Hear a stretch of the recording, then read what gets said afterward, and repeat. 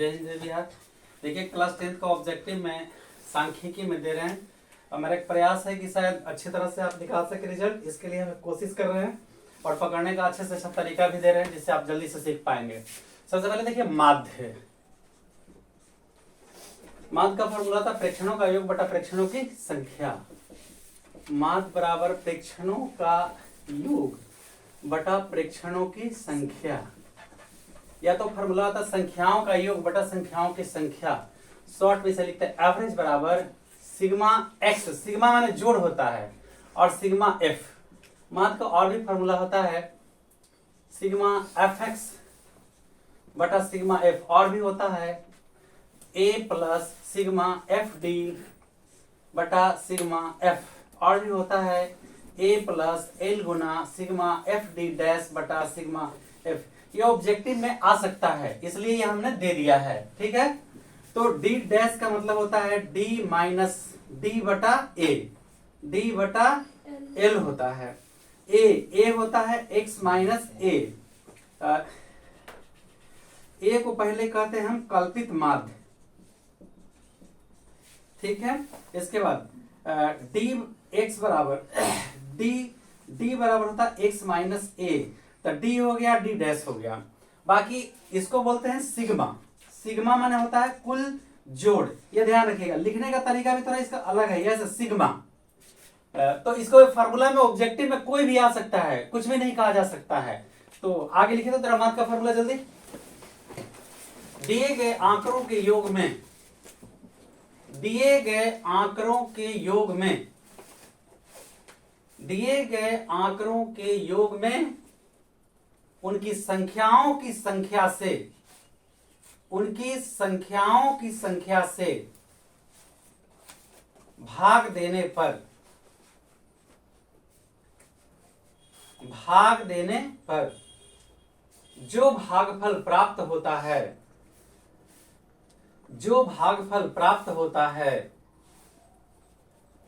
उसे माध्य कहते हैं, उसे माध्य कहते हैं। जरा देखिए इसका दूसरा परिभाषा है प्रेक्षणों का योग और प्रेक्षणों की संख्या के अनुपात को माध्य कहते हैं। समझिए, प्रेक्षणों के योग एवं प्रेक्षणों की संख्या के अनुपात को क्या कहते हैं? माध्य। समझ में आ गया? तो फॉर्मूला किसी भी चीज का निकालना अपने बाएं हाथ का खेल होता है। ये फॉर्मूला नोट कर लीजिए फटाफट जल्दी। देखिए क्वेश्चन आता है माध्य से पद विचलनों का योग क्या होता है, ठीक है। माध्य से पद विचलनों का योग, आंसर लिखिए, माध्य से पद विचलनों का योग शून्य होता है। साबित करके अभी दिखा देंगे। माध्य से पद विचलनों का योग शून्य होता है। दूसरा पॉइंट देखिए, वर्ग अंतराल का जो लंबाई है माध्य निकालने के लिए, तो लंबाई बराबर भी हो सकता है, समान भी हो सकता है, असमान भी। जैसे 0 से 10, 10 से 20, 20 से 30, 30 से 40, ठीक है। 0 से 20, 20 से 100, 100 से 400, ऐसे भी। यानी असमान वर्ग अंतराल स्थिति में भी, असमान वर्ग अंतराल की स्थिति में भी केवल माध्य निकाला जाता है। क्लियर हो गया? अगर असमान वर्ग लंबाई, वर्ग अंतराल की लंबाई अगर असमान है तो आप माध्य निकाल सकते हैं, लेकिन माध्यिका और बहुलक नहीं निकलेगा। माध्यिका और बहुलक के लिए वर्ग अंतराल की लंबाई क्या होना चाहिए? समान। तभी वो आपके जाके आगे हिसाब बनेगा, अन्यथा नहीं बनेगा। माध्य, माध्यिका, बहुलक, तोड़न, ये सब निकालने के लिए वर्गों को, माध्य निकालने के लिए समावेशिक विधि में बना सकते हैं, लेकिन माध्यिका, बहुलक, तोड़न या बहुभुज वगैरह खींचने के लिए आपको वर्ग अंतराल को केवल अपवर्जी विधि में होना चाहिए, ठीक है। वर्ग अंतराल को दो विधि में व्यक्त किया जाता है, समावेशिक और अपवर्जी। तो देखिए पहले अपवर्जी को जानिए। अपवर्जी विधि क्या है? जैसे वर्ग अंतराल 10 से 20, 20 से 30, 30 से 40, 40 से 50, ये वर्ग अंतराल आपको किस विधि में है? अपवर्जी विधि में। इसको कहते हैं अतिव्यापी विधि। अतिव्यापी विधि ये आ भी सकता है, इसको कहते हैं ओवर लैपिंग मेथड। समझ में आया? एक होता है अनतिव्यापी, अनतिव्यापी विधि, ठीक है। इसको कहते हैं समावेशिक विधि, ठीक है। इसको कहते हैं नॉन ओवरलैपिंग मेथड। तो ये वर्ग अंतराल क्या होता है?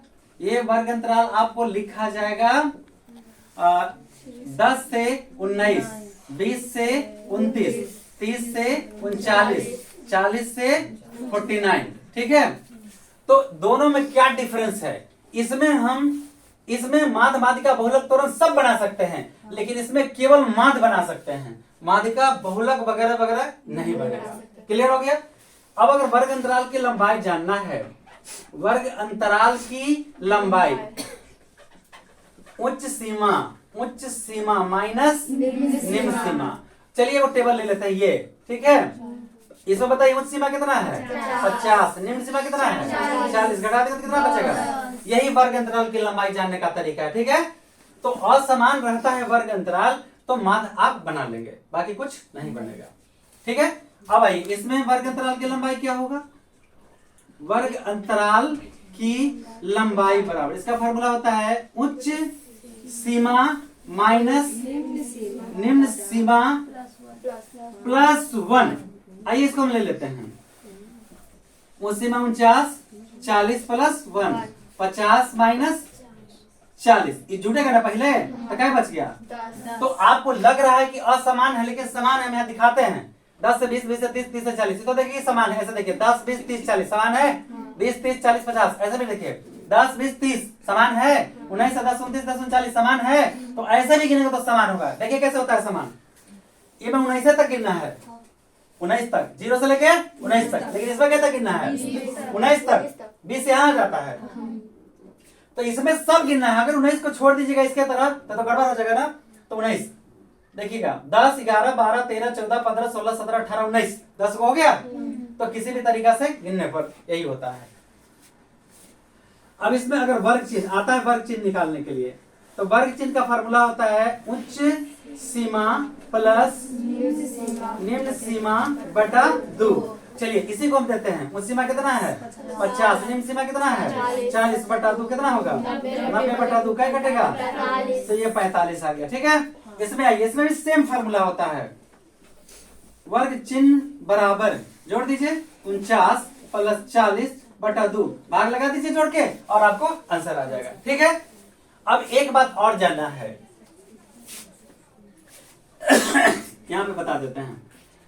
ये समावेशिक विधि से अपवर्जी विधि में आप कैसे बदलिएगा? जब कहा जाता है कि इसमें आप बहुलक वगैरह नहीं बना सकते हैं, तो कैसे चेंज करेंगे?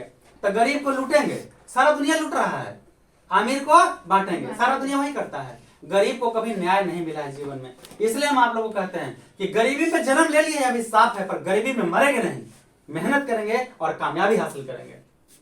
चलिए, तो शुरू से नियम है, गरीब मांगे तो धंधा है, अमीर मांगे तो चंदा है। तो देखिए ये 10 कम है ना, 19 क्या है? ज्यादा है। तो समावेशिक से अपवर्जी में बदलने के लिए निम्न सीमा में 50 पैसा घटा देंगे और उच्च सीमा में 50 पैसा जोड़ देंगे, यानी 1/2। चलिए 10 रुपए में हम घटाते हैं, इसको हम चेंज कर दें किस चीज में? हाँ, अपवर्जी विधि में हम चेंज करके दिखाते हैं। ये घटेगा 50 पैसा, 9.5 होगा, इसमें जोड़िए 19.5 होगा, इसमें घटाइए 19.5 होगा, इसमें जोड़िए क्या होगा? 29.5 होगा, इसमें घटाइए क्या होगा? 29.5 होगा, ये क्या होगा? 39.5। देखिए ये कंटिन्यू हो गया ना, समझ में आ गया। तो अगर हम इस टेबल के लिए इसको हम पूछते हैं, ये है आपका 39.5 से कितना? 49.5। अगर हम इस टेबल का पूछते हैं कि बताइए वास्तविक निम्न सीमा कितना है, ये हुआ वास्तविक निम्न सीमा, ये वास्तविक उच्च सीमा, ये वास्तविक निम्न सीमा, ये वास्तविक, क्योंकि ये अपवर्जी में समावेशिक में था। जब हम चेंज करेंगे तो वास्तविक रूप में आ जाएगा, लीगल रूप में ही आ जाता है। बात समझ में आ गया?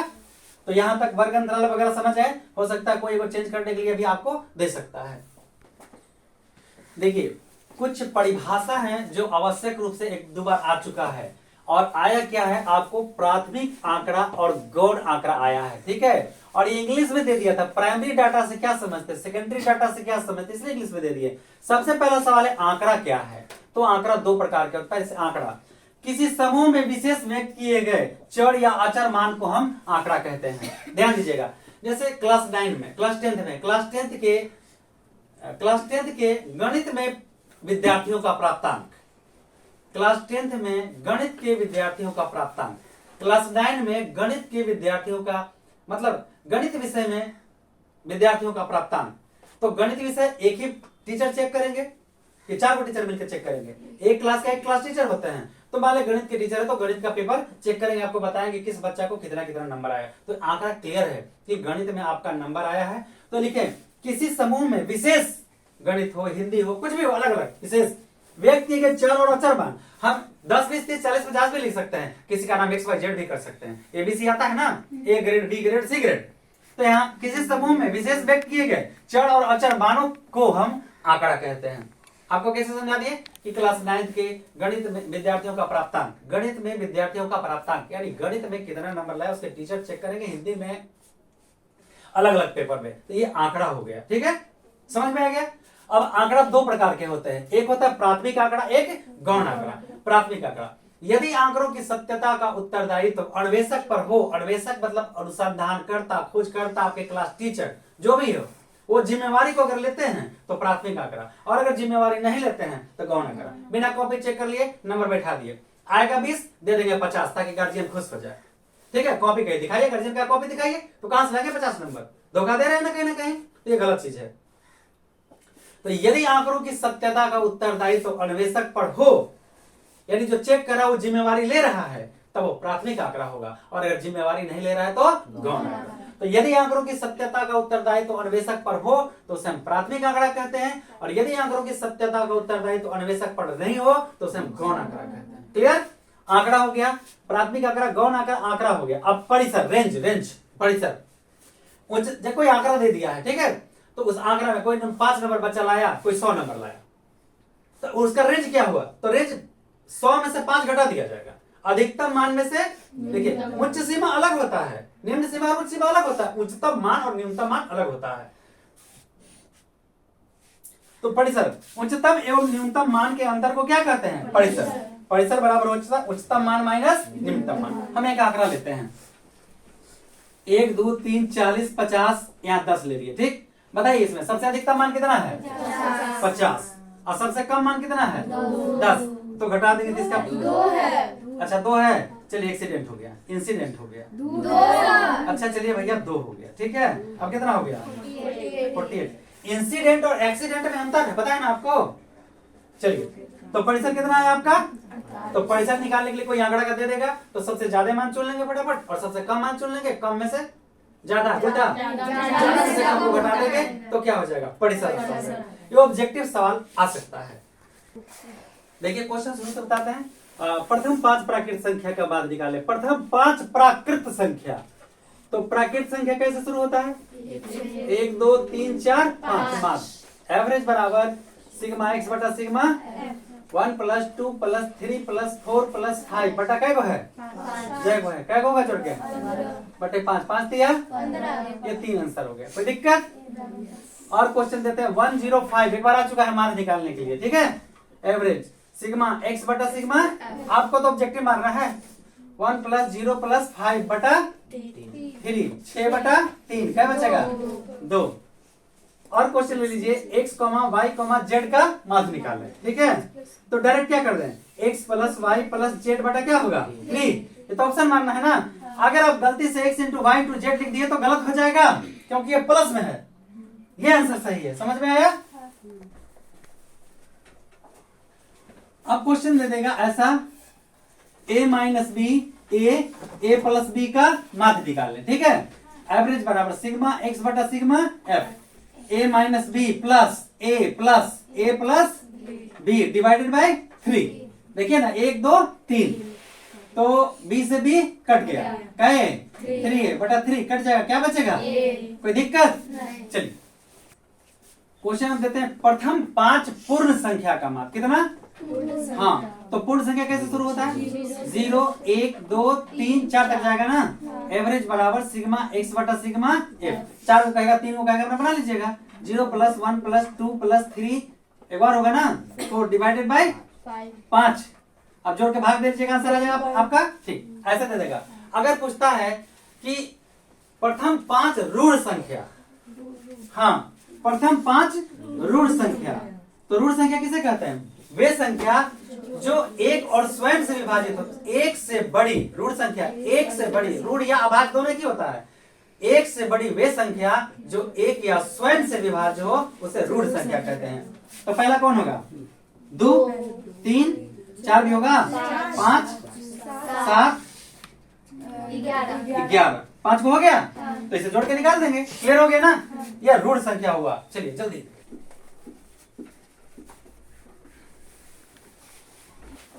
माध्यक लिख लिए, लिखिए। अब माध्य हो गया। अब माध्यक किसे कहते हैं? देखिए पहले समझिए, जो आंकड़ा मेरा दिया गया है उसको आरोही या अवरोही क्रम में सजाते हैं। तो इसका परिभाषा है, दिए गए आंकड़ों को आरोही या अवरोही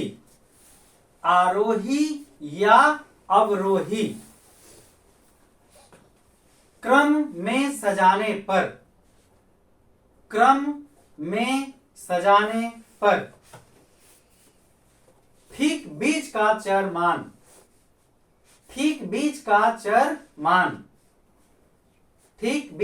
चर मान माध्यिका कहलाता है। क्लियर है? चलिए आगे देखिए। क्वेश्चन है 78564 की माध्यिका निकालें। ठीक है, बहुत सिंपल तरीका है। सबसे पहले इसको क्या करना है? सजाना है, चाहे बढ़ते क्रम या घटते क्रम, आरोही क्रम या अवरोही क्रम। सजाइए। क्या होगा? पहले 4, फिर क्या होगा? 5, 6, 7, 8। नहीं होगा? कैसे? तब गिनेंगे। क्या ऊपर 1 2 3 4 5, 1 2 3 4 5। जरूर घोटाला हो गया, यही तो घोटाला था। ठीक है ना? समझ में आ गया बात? इतना आसान है कि नर्सरी के बच्चा को सिखा देंगे। बउआ एगो इन्ने से हटा दे, बउआ एगो इन्ने से, बउआ एगो इन्ने से, अभी में बच गया। यही हो गया वो माध्यिका। समझ में आ गया? तो एकदम ट्रिक से, बहुत आसान तरीका है। माध्यिका कितना आ गया? 6। कभी आप भुलाएंगे? हो सकता है कि इसका फार्मूला दे दे आपको ऑब्जेक्टिव चुनने के लिए। ठीक, फार्मूला बताइए। संख्या कितने हैं? 5। देखिए याद नहीं करना, ट्रिक 5 में एक जोड़िए, क्या होगा? ठीक बीच वाला तीसरा मान है आपका माध्यिका, है ना? तो इसका फॉर्मूला देखिए ऑब्जेक्टिव। माध्यिका बराबर n+1/2 चर मान। ये देखिए क्या है? 5 + 1/6, सॉरी 2, 6/2 कट के 3 चर मान। बताइए तीसरा नंबर का संख्या कौन है? 6 बराबर 6। यही माध्यिका हो गया। कोई दिक्कत? जरा देखिए, इसका भी माध्यक निकालना है। ठीक है, पहले क्या करें? सजा दें। पहले क्या होगा? 4 और 5, 6, 7, 8। ठीक है, एक वने से हटाएंगे, एक वने से हटाएंगे, एक वने से हटाएंगे, एक वने से हटाएंगे। भी क्या बच गया? 2 को बच गया ना? तो माध्यक दोनों को जोड़ देंगे। 6 + 7/2, 7 6 13/2, 6.5। अच्छा, एक बात आप जानते हैं, इस तरह से आप माध्य निकालते हैं। क्या निकालते हैं? तो एक फॉर्मूला आ गया। माध्यिका स्थिति संबंधी एक माध्य है, कई बार आ चुका है परीक्षा में। इसे जल्दी नोट करिए। पहले रुक जाइए, चालू कर दूं। लिखिए, एक आपको फॉर्मूला आ गया। माध्यिका स्थिति संबंधी एक माध्य है। नोट करिए जल्दी। माध्यिका स्थिति संबंधी एक माध्य है। ऑब्जेक्टिव कई बार आ चुका है पढ़ने के लिए, या टिक मारने के लिए आ जाएगा। अच्छा, एक बात और, आपको माध्य, माध्यिका, बहुलक, तोरण जो कुछ भी दिया है, तो केंद्रीय प्रवृत्ति का सही मात्रक, केंद्रीय प्रवृत्ति का यानी सही रूप से आंकड़ा माध्य होता है। तो नोट कर लीजिए, केंद्रीय प्रवृत्ति का सही मात्रक माध्य होता है। केंद्रीय प्रवृत्ति का सही मात्रक माध्य होता है। कई बार आ चुका है। केंद्रीय प्रवृत्ति का सही मात्रक माध्य होता है। क्लियर हो गया? आइए, अगर ये तो ट्रिक से आप बना दिया, कहीं फार्मूले चुनने के लिए आपको दे देगा तो क्या करिएगा? आइए ना, इसी टेबल पर हम मिलते हैं आपसे। देखिए फार्मूला का हम निर्माण करेंगे मिलके। माध्यक या माध्यिका बराबर कुल काय को है? 6 में 2 से भाग लगाइए, ये आ जाएगा ना? तो होता है n/2 चर मान। हमको कोई फॉर्मूला याद नहीं, हम यही देख रहे हैं। 6 कैसे आएगा? तब पूरा को आधा कर देंगे तो ये आ जाएगा। और बाद ही कैसे आएगा? तो एक में 1 जोड़ देंगे तो आ जाएगा। n/2 मान, चर मान, प्लस n/2 + 1 चर मान का माध्य भी कर सकते हैं, क्योंकि ए गो दोनों को जोड़ेंगे तो क्या हो जाएगा, अब 2 से भाग लगा देंगे, तो 2 से भाग लगाने का मतलब माध्य निकालना हुआ। तो ऐसे भी आ सकता है ऑब्जेक्टिव में n/2 4 मान प्लस n/2 प्लस 1 4 मान बटा 2। अच्छा, n/2 4 मान प्लस n/2 प्लस 1 4 मान का माध्य, ऐसा भी कह सकता है सवाल को घुमा के। आइए, क्या है कुल 6 को है, तो 6/2 वहां 4 मान प्लस 6/2 प्लस 1 वहां 4 मान बटा कितना होगा 2, इसको काटिए क्या होगा 3, आइए 3, तो 3वां 4 मान बताइए, तीसरा 4 मान कौन है आपका, प्लस 3 जोड़ 1 टका हुआ, 4वां 4 मान कौन है 7/2, 7 6 13/2 कितना आया 56। कोई दिक्कत, तो आप ऐसे भी निकाल सकते हैं, लेकिन ऑब्जेक्टिव है तो ट्रिक से निकालिए। देखिए इसी में हम x यहाँ हटा देंगे, ठीक है, अब बोल देंगे कि माध्यिका 6 है, बताइए x का मान क्या होगा, तो फार्मूला पकड़ के आ जाएगा, तो यहाँ x आ जाएगा, x बराबर 6 आ जाएगा। ठीक, वही सेम चीज यहाँ से अगर किसी को हटा देंगे और माध्यिका दे देंगे 6.5 है, तो माध्यिका की तरफ माध्यिका लेके चलेंगे, x का मेरा मान आ जाएगा, e आ जाएगा, और अगर बदलांक पे जोड़ देंगे तो e आ जाएगा। बात समझ में आ गया। बहुलक, ठीक है, तो बहुलक क्या होता है, संपूर्ण वितरण में जितना भी मान आपका दिया हुआ है, संपूर्ण वितरण में जिसकी पुनरावृत्ति, मतलब वो अंक बार बार आने को पुनरावृत्ति कहते हैं, संपूर्ण वितरण में जिसकी पुनरावृत्ति सर्वाधिक बार हो वह चर मान बहुलक कहलाता है। समझ में आया, संपूर्ण वितरण में जिसकी पुनरावृत्ति सर्वाधिक बार हो वह चर मान बहुलक कहलाता है। एकदम मतलब ये गणित का परिभाषा हुआ। ऐसे बोल सकते हैं कि जो आंकड़ा दिया उसमें जो अंक सबसे ज्यादा बार आ जाएगा वो क्या कहलाएगा, बहुलक। बताइए तो कौन अंक सबसे ज्यादा बार आया है, क्या बात करते हैं, 3 में तो 2 बार है, 4 3 बार है, मतलब अच्छा, तो बहुलक कितना हो गया 4। कभी ऐसा भी तो हो सकता है ना कि 2 अंक आ जाए, तो क्या दोनों बहुलक हो जाएगा, नहीं, उसके लिए एक विशेष फॉर्मूला है। अगर ऐसा कोई प्रश्न आ जाए कि 2 को बहुलक हो जाए, तो उसके लिए एक विशेष फार्मूला है जिसके तहत हम लोग हिसाब को ज्ञात करेंगे। यहाँ क्वेश्चन देते हैं, पहले फार्मूला को दे देते हैं। इसका फार्मूला होता है पहला माइनस अंतिम। देखिए एकदम बहुत आसान से, पहला माइनस अंतिम माध्य माध्यिका बहुलक 3 को होता है ना, तब सबसे अंतिम में क्या है, हाँ, पहला माइनस अंतिम बराबर 3 गुना पहला माइनस दूसरा। क्लियर हो गया। तो हम सवाल देके दिखाते हैं आपको। इसमें 2 बार 3 है और 2 बार 2 है, तो पहले इसका माध्य निकालेंगे। अच्छा, इसका बहुलक नहीं निकलेगा, नहीं, पहले विशेष फॉर्मूला से निकलेगा। तो इसका माध्य sigma x by sigma f, 2 plus 3 plus 0 plus 3 plus 2 plus 6 है, 5 5 16/6, 8/3। इसका माध्यिका निकालेंगे। अब आरोही क्रम में सजाकर 2 2 3 3 6 इधर से बच गया जो दोनों बीच में जोड़ देंगे और 2 से भाग 5/2।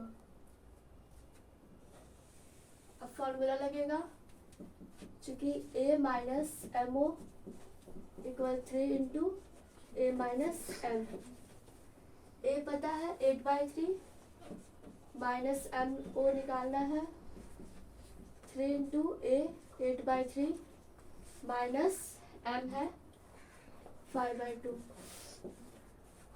8/3 माइनस mo 3, एलसीएम हो जाएगा 6, 16 minus 15, 8/3 minus mo equal 3 into 1/6, 3 से कट जाएगा 2, 8/3 माइनस mo इक्वल 1/2, 8/3 इक्वल किस साइड है, तो इक्वल किस साइड आके माइनस में हो जाएगा, माइनस mo इक्वल किस साइड आके प्लस, एलसीएम हो जाएगा 6, 16 minus 3 equal mo, 13/6 equal mo equal 13/6, इसलिए mo इक्वल 2.16।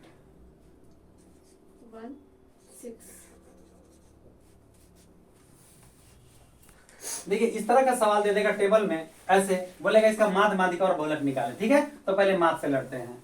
तो ये x हो गया, चरमान हो गया, और ये वाला क्या हो गया, f, फ्रीक्वेंसी बारंबारता हो गया, ठीक है। तो क्या होता है x गुना f, तो 3 दूनी 6, 3 दूनी 6, 4 एकम 4, 4 पाँचे 20, सिग्मा fx बराबर जोड़िए और सिग्मा f बराबर जोड़िए, 4 5 5 10 ही हो गया 36, ये 36 है। तो एवरेज बराबर सिग्मा fx बटा सिग्मा f, सिग्मा f ये 36 बटा 10, 3.6। कोई दिक्कत? देखिए अब इसी प्रश्न का अगर माध्यिका कहता है तो जरा देखते हैं। तो माध्यिका के लिए हमको संचयी बारंबारता निकालना होता है, ठीक है। तो 3 का 3, 3 में 2 जोड़ देंगे 5, 5 में 1 जोड़ देंगे 6, 6 में 4 जोड़ देंगे 10। कैसे? संचय माने होता है जमा करना, संचय माने जमा करना। ये 3 का 3 रह गया, इसमें ये दोनों जुड़ जाएगा, 3 + 2, इसमें आएगा तो जुड़ जाएगा, 3 + 2 + 1, समझ रहे हैं ना। फिर इसमें आएगा तो ये संचय हो गया। तो इसको बनाने के लिए कुल बारंबारता को जोड़ेंगे तो कितना होगा 10। तो इसका फॉर्मूला होता है n/2, 10/2 कट के क्या आएगा, देखिए कहीं आहा ये मिल गया, घोटाला हो गया। इसको अभी हम बाद में बताते हैं, ठीक है। पहले हम यहाँ लेके आते हैं दूसरे वाले पर। ये क्वेश्चन अगर सेम टू सेम, इसको हम यहाँ थोड़ा चेंज कर देते हैं, इस सवाल को हम यहाँ कर देते हैं 3 और 3 6 और 6, आइए क्या होगा 2, 8 और 2 10। सवाल को बदल के पहले बताते हैं, तब हम इससे लड़के आपको दिखाएंगे, एकदम पूरे प्रमाण के साथ दिखाएंगे आपको, ठीक है। अगर इसका हमको माध्यिका निकालना है तो फिर यहाँ लिखना होगा संचयी बारंबारता। 3 का 3, 3 और 3 6, 6 और 2 8, 8 और 2 10, और n बराबर कितना हुआ 10। आखिर हम इसको क्यों छोड़े, एकदम ये अझुर आदमी है, अझुर समझते हैं हम, मारम तब मारम तब मरबा तब मुंह फूली, ऐसे थोड़े हुई कि ना फूली, देखा नहीं संभल जा। आइए नियम कहता n/2, 10/2 कितना हुआ 5। देख लीजिए संचय में नहीं ना मिला, समझदार बच्चा ये है 5। तो 5 से ठीक बड़ी संचयी बारंबारता, बताइए 5 से बड़ा का संचयी कौन है 6 वाला चरमान, चरमान क्या है 3। यही आपका माध्यिका हो गया, माध्यिका बराबर 3। कोई दिक्कत? तो आप मन में सोच रहे होंगे कि पहला ट्रिक वाला से बनेगा, अरे एकदम बनेगा भैया। 2 कै बार है 2 आपका 3 बार है, 2 2 2, 3 कै बार है 3 3 3, 2 कै बार है 4 कै बार है 4 4, 5 कै बार है 5 5। कोई दिक्कत? एगो एन्ने से एगो एन्ने से एगो एन्ने से एगो एन्ने से एगो एन्ने से एगो एन्ने से एन्ने से का बचले हो, तब दोनों के जोड़ के कैसे भाग देवे, 3 हले कि ना हले। ये ट्रिक मतलब पूरी तरह हम प्रमाण के साथ आपको दिखाएंगे कि अगर कहीं फार्मूला भुला जाएगा तो इसको बना के ऑप्शन मार देंगे, लेकिन अगर 2 नंबर में रहेगा तो नहीं चलेगा, आपको ऐसे ही बनाना पड़ेगा, ठीक है। आइए यहाँ हमने कहा है छोड़ा, क्योंकि एकदम लाठी लेके तैयार था, हमारे लाख लिखता, रुक बेटा थोड़ा सा रुक जाओ, हम तनी लुंगी की बांध ली, बांध के हम तैयार हो गए। देखिए तो क्या फॉर्मूला पढ़े, n/2 से ठीक बड़ी संचयी बारंबारता लिखे कि नहीं, n/2 से ठीक संचयी बारंबारता का मतलब तो 6 आ जा रहा है, लेकिन हम देखे कि 5 तो मिल गया।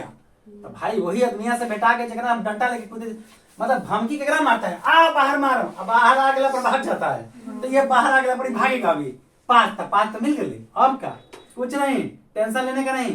तो लिखेंगे 5 संचयी बारंबारता वाला चरमान कौन है बताइए 3, तथा ठीक बाद वाला चरमान, तथा रुक तथा ठीक बाद वाला चरमान कितना है 4।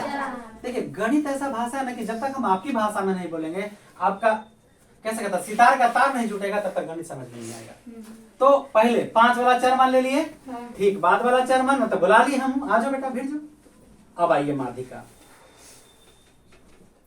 हाई दोनों के जोड़ दो, 3 जोड़ 4/2 कितना 7/2 कितना। तब आप सोचिए किसे बनेगा का, एकदम बनेगा। आइए 2 कै बार है 2 2 2, 3 कै बार है 2 बार, 3 3, 4 कै बार है 1 बार, 5 कै बार है 1 2 3 4।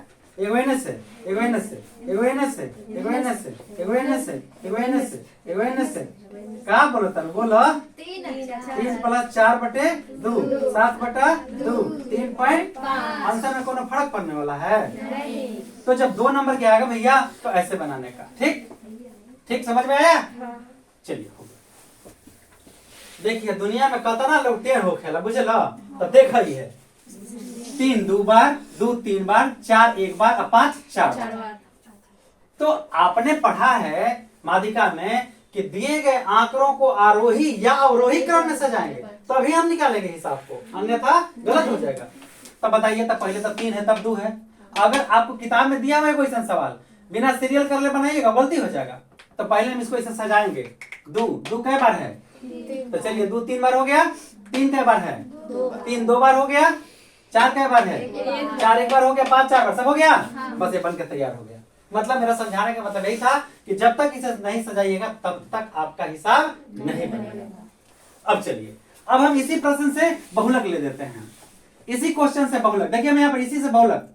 तो बताइए बहुलक का फॉर्मूला होता है संपूर्ण वितरण में जिसकी पुनरावृत्ति सर्वाधिक बार हो वह चर मान क्या होता है? बहुलक। बताइए 3 2 बार है, 2 3 बार है, 4 1 बार है और 5 4 बार है।